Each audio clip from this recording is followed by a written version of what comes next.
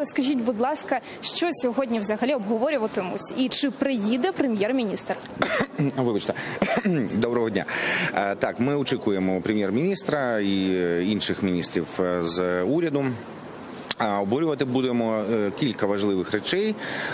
Будемо обговорювати програму дій уряду, яка вже, до речі, оприлюднена і, значить, є на сайті Кабміну.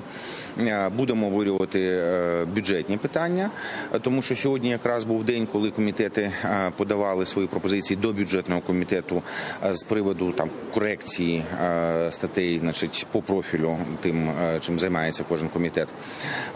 Будемо обговорювати кілька важливих реформ, зокрема земельну реформу.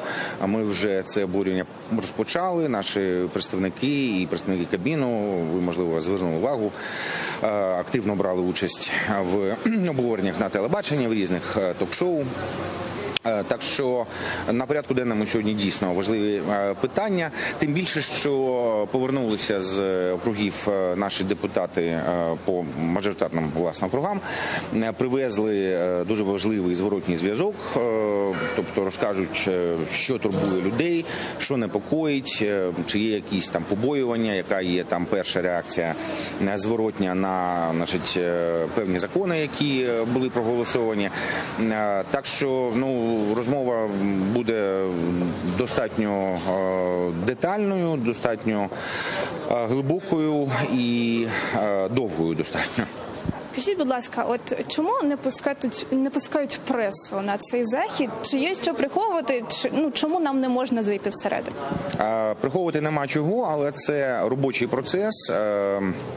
І насправді до того, як ми самі, значить, розібралися в тих чи інших там проблемах, тих чи інших, значить,